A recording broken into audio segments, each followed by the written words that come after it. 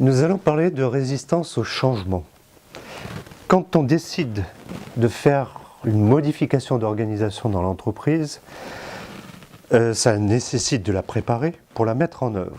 Or, il arrive dans certaines entreprises que la préparation ne prenne pas en compte l'accompagnement du changement. Et quand on met en œuvre la nouvelle organisation, certains patrons sont surpris de voir que des acteurs, des gens concernés par le changement, disent « Ah, mais ça ne va pas être possible, on n'y arrivera pas, ce ne sera pas possible de mettre en œuvre ces nouvelles dispositions. » En fait, ils sont en train d'émettre des résistances. En final, une résistance au changement, ça va se déceler par des expressions qui sont formulées par les gens.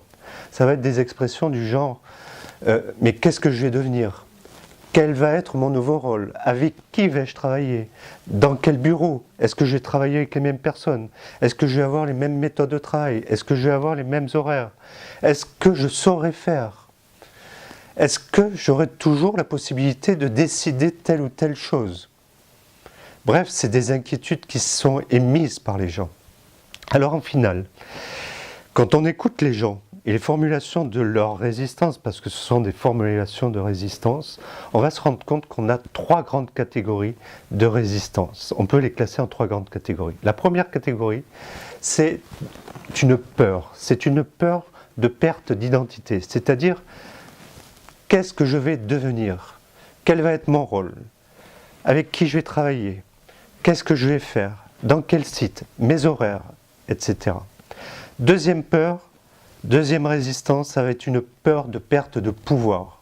Perdre du pouvoir, c'est perdre un ascendant qu'on a sur les gens ou sur les choses. C'est-à-dire avoir des pouvoirs, un rôle sur des pouvoirs de décision pour faire bouger les choses ou les gens. Alors, la troisième, ça va être une peur de perte de compétences qui va se traduire en deux choses possibles. C'est-à-dire j'avais des compétences et je suis déçu de les perdre, de ne plus les utiliser. Ou bien, on me demande de faire des choses dont je ne suis pas sûr que je saurais les réaliser parce que je ne suis pas sûr d'avoir les compétences nécessaires pour ça. En final, pour travailler sur ces résistances, il va falloir rendre confiance aux gens, rassurer les gens. Sur la perte d'identité, la peur de perte d'identité, il va falloir expliquer aux gens quel va être leur rôle, les nouvelles dispositions, ce qu'ils vont devoir faire, expliquer leur rôle, avec qui ils vont travailler, où, les horaires, etc. Les rassurer. La peur de perte de pouvoir, c'est expliquer qu'il y a d'autres formes de pouvoir et qu'on va éventuellement les challenger sur des nouveaux objectifs.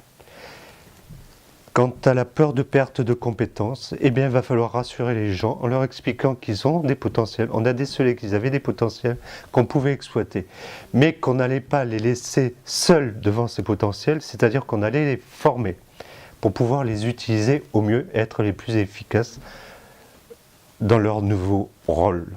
Donc, en final, quand on parle de résistance, ça nécessite de rendre confiance aux gens et de les rassurer sur les différentes peurs qu'ils peuvent avoir.